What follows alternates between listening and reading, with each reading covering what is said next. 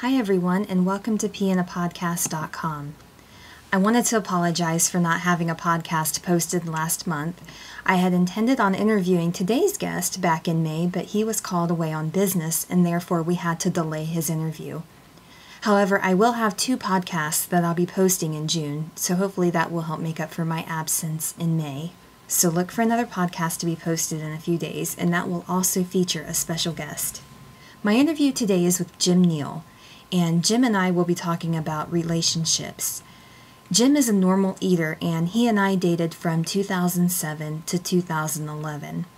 Jim was actually the one who gently encouraged me to do a Google search on adult picky eating, and that is how I learned that there were other picky eaters out there. Jim was with me when I met Bob Kraus in person. He was with me on the set of Freaky Eaters and Dr. Phil, and he is responsible for helping me to learn to eat quite a few things I had never tried before. Jim is a true believer in the validity of adult picky eating and would love to help out in any way he can. So, without further ado, let's get Jim on the line. Hi, Jim. Welcome to Pee in a Podcast. Thanks. How you doing? I'm doing okay. How are you? Excellent. Thanks. Good. Jim, this podcast attracts both picky eaters and their significant others.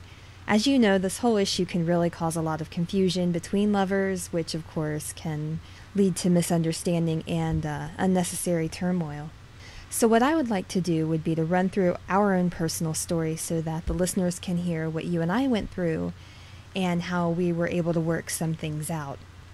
My listeners always get my perspective on being picky, and I think that loved ones could also really benefit from something like this. So with that, let's get started. Okay, sounds great. Tell me about the first time you ever heard about my picky eating issues.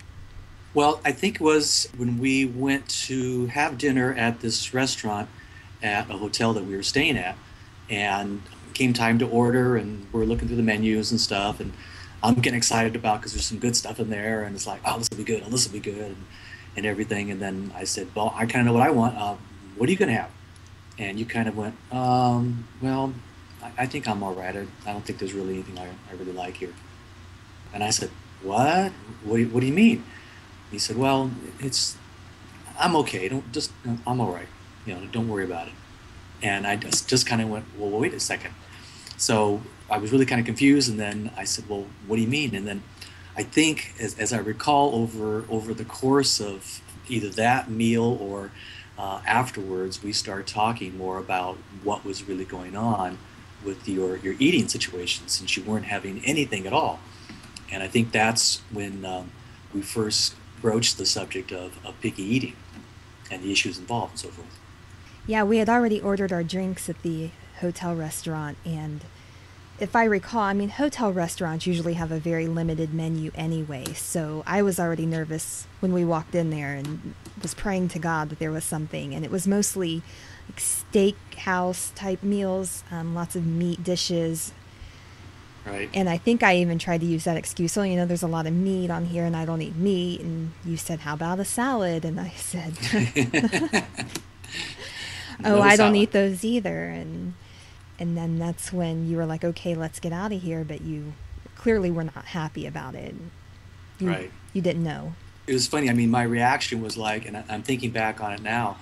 First of all, I was really confused. I was definitely unclear as to what was going on. And I think also probably a little embarrassed, because I'm like, well, we got to leave this restaurant without, having eaten anything. It's like, well, what's going on, And I think more than anything else, I was feeling just so confused that it really bothered me. It's like, well, what's really happening here? I'm the type of person who likes to know what's going on, what's happening, and why. And so this was a very new situation, a very different situation, where nothing food-wise appealed to you, and it was very difficult for me. I didn't really know until we actually sat down and got into it and started talking about it. I was feeling the same way. It was very embarrassing for me because I could see that you were a little upset, and I was scrambling to try and come up with one of the many excuses that I keep hidden, for Right. when I need them, and nothing really seemed to fit. I was backed into a corner at that point. Otherwise, Right. I would have thrown out anything I could have possibly given to you to make the situation better and to continue to hide my eating. Because at the time, this was before I found Bob Kraus and PickyEatingAdults.com, so I was still thinking that I was the only picky eater on the planet, and I had no explanation to offer you, so I just wanted to keep hiding it. And this was it. This was the time where I had to tell you about it, and there was no way out. Right. I remember you were embarrassed too, and you were upset, unhappy, and I knew something was wrong, just didn't know what it was, and I wanted the evening to go well and be nice and enjoyable, and now all of a sudden, it's this, and we're leaving, and I'm not knowing why. So it was just really kind of, I'm sure a two-way confusion thing for sure. So that's really more of how I really reacted to that first encounter of your picky eating. I want to throw a side note out there for the picky eaters. Jim and I were preparing to leave for a cruise to Bermuda, and we were in a hotel the night before we were due to leave. And so not only was I in this situation of having to explain to him my picky eating, I had to spend the next 7 days with him on a cruise ship. And it was my first cruise. I didn't know what the food was going to be like. So this was a very difficult situation all around.